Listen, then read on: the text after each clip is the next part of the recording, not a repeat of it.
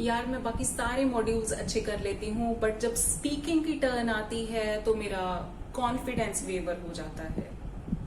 Hello आइल seekers, welcome back to my channel. As you know कि बहुत सारे स्टूडेंट्स के लिए स्पीकिंग एक फोबिया है, वो डरते हैं स्पीकिंग से बिकॉज इट इज 1-to-1। किसी एग्जामिनर के सामने बैठ के आपने क्वेश्चंस को आंसर करना है। If you are also one of them, then this video is going to help you shed your fears. आपको ऐसे टिप्स दिए जाएंगे जिससे आप अपने स्पीकिंग पार्ट 1 को बहुत अच्छे से इम्प्रूव कर सकते हो। As your part 1 is, you can say, a peep into your entire speaking. आपको एग्जामिनर पार्ट 1 से जज कर सकता है कि हाँ आपकी बाकी स्पीकिंग जो है कैसे होने वाली है, आप कितने बैंड्स वाले स्टूडेंट हो। नो डाउट आपकी थ्रू आउट स्पीकिंग जो है उन सबके बेसिस पे आपको बैंड स्कोर दिए जाएंगे, बट स्टिल उससे आपकी थोड़ी सी जजमेंट हो जाती है। इससे the first impression is the last impression.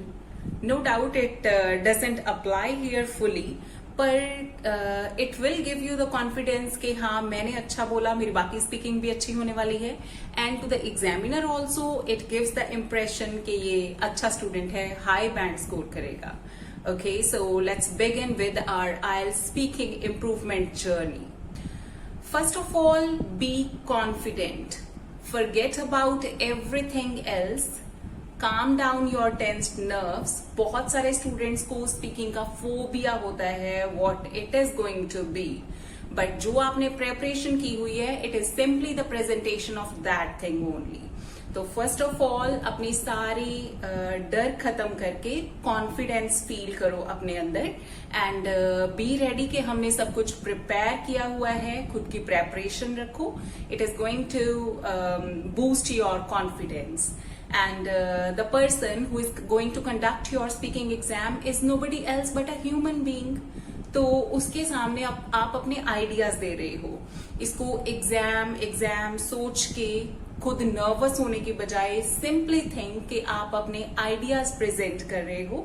कोई आपसे पूछ रहा है, do you like to travel, do you like to shop for the bags, do you like buying new clothes, तो सिंपली आप उनको आंसर कर रहे हो, that's it. So first of all be confident that I can speak well and I will certainly give my best in the exam. Number 2 is be careful about the length of your answers. As we are particularly focusing on part 1 answers only, like जैसे आपकी speaking में 3 parts होते हैं, part 1 questions होते हैं, then your Q part, then follow-ups. तो part 1 में be careful your answer should be neither too long nor too short. बहुत ज्यादा बड़े ना हो आंसर्स और बहुत ज्यादा शॉर्ट ना हो। आपको सिंपली उनको जस्टिफाई करना है। जो आप आंसर कर रहे हो उसको जस्टिफाई करो। तो इसकी आइडियल जो है word limit that can be 3 to 5 lines. बहुत ज्यादा इलेबोरेट मत करो और बहुत ज्यादा शॉर्ट नहीं होना चाहिए आपका answer. Number 3 is don't forget to attach a reason with your answer.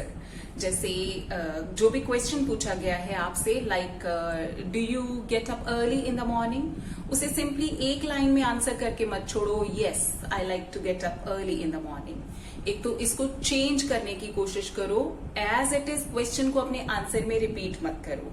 You can say well I am N early riser, or you can say, well, I feel proud in sharing that I am an early riser. Getting up early assists me not only in enjoying the beauty of the morning, but also in managing my daily task in an organized manner. So आपने उसका reason साथ में बताना है। जल्दी उठते हो तो क्यों उठते हो, और there is nothing wrong in saying no even. आप उसको नो भी कर सकते हो। No, I am afraid I am not an early riser, it's because I work till late in the night, I stay awake till 12 or 12:30 in order to complete the projects given by my teachers, so I'm unable to manage the early rising. So this way आप अपने answers को justify करो, उनके साथ एक valid reason attach करो, चाहे वो पॉजिटिव है चाहे नेगेटिव है। Number 4 is use the sentence starters. Yes, जैसे हम कुछ आंसर स्टार्ट कर सकते हैं वेल, कुछ कह सकते हैं it depends, then if it comes to me, if I talk about my choice. तो ये सेंटेंस स्टार्टर्स जो हैं वो आपकी लैंग्वेज के ऊपर कमांड शो करते हैं।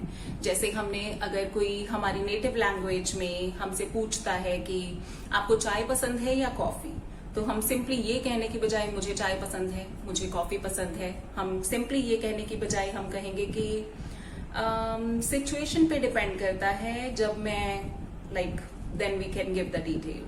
So in English, we can also use some sentence starters. It depends on the situation. If it comes to me, अगर मैं अपनी बात करूं, if I have to choose between the two, अगर मैंने दोनों में से किसी एक को चूज करना हुआ, तो इस टाइप के कुछ सेंटेंस स्टार्टर्स यूज करो जो आपको नेटिव स्पीकर की तरह शो करते हैं एंड इट शोज कि आप फ्लुएंट हो, आप प्रोफिशिएंट हो, आप कंफर्टेबल हो with the use of English language.